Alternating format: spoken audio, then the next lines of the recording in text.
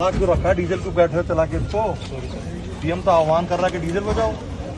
कितने बड़े आदमी हो आप? थोड़ा सा हाथ दे दो। बिना एसी नहीं रह सकते गाड़ी में।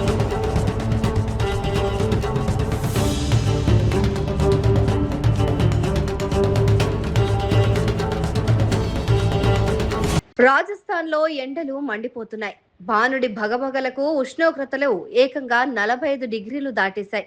సామాన్య ప్రజలు రోడ్లపైన విధులు నిర్వహించే సిబ్బంది వడగాల్పులకు విలవిల్లాడిపోతున్నారు.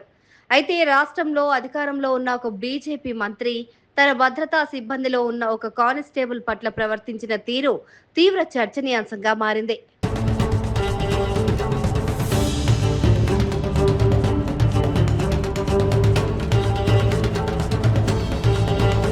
తీవ్రమైన ఎండ వేడి నుంచి కాస్త ఉపశమనం పొందేందుకు ఆ కానిస్టేబుల్ మంత్రి గారి కాన్వాయ్లోని ఒక వాహనంలో ఏసీ ఆన్ చేసుకుని కూర్చున్నాడు. ఇది గమనించిన సదరు మంత్రి గారు తీవ్ర ఆగ్రహానికి గురయ్యారు. కాన్వాయ్ వాహనంలో ఏసీ ఆన్ చేశాడనే కారణంతో సదరు కానిస్టేబుల్ ను అందరి ముందు బహిరంగంగా మందలించి అవమానించారు. क्यों रखा डीजल को बैठे चला के इसको। पीएम तो आह्वान कर रहा है कि डीजल बजाओ। कितने बड़े आदमी हो आप? थोड़ा सा हाथ दे दो। बिना एसी नहीं रह सकते गाड़ी में। लिखो आप इसको। नहीं क्या आइंदा से नहीं होगा यार।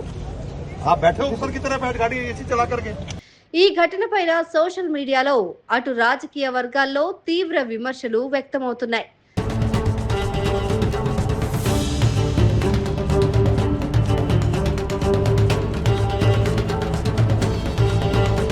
సదరు మంత్రి గారి ఇంట్లో ఏకంగా 50కి పైగా ఏసీలు ఉన్నాయని, తన విలాసాల కోసం అన్ని ఏసీలు వాడుకునే నేత ఈ వేడికి తట్టుకోలేక కాన్వాయ్ కారులో ఏసీ వేసుకున్న ఒక సాధారణ కానిస్టేబుల్ పైన అంతగా మండిపడ్డం ఏంటని నెటిజన్లు ప్రశ్నిస్తున్నారు. ఎండలో గంటల తరబడి నిలబడి తమకు రక్షణగా ఉండే సిబ్బంది పైన కనీస మానవత్వం లేకుండా ప్రవర్తించారు అంటూ విమర్శలు వెల్లువెత్తుతున్నాయి. क्यों रखा डीजल को बैठे चला के इसको। पीएम तो आह्वान कर रहा है कि डीजल बजाओ। कितने बड़े आदमी हो आप? थोड़ा सा हाथ दे दो। बिना एसी नहीं रह सकते गाड़ी में।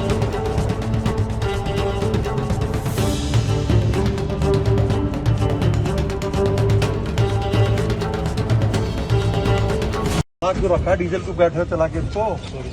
पीएम तो आह्वान कर रहा है कि डीजल बजाओ। कितने बड़े आदमी हो आप? थोड़ा सा हाथ दे दो। बिना एसी नहीं रह सकते गाड़ी में। लिखो आप इसको। नहीं क्या आइंदा से नहीं होगा यार। आप बैठे हो ऊपर की तरह बैठ गाड़ी एसी चला करके।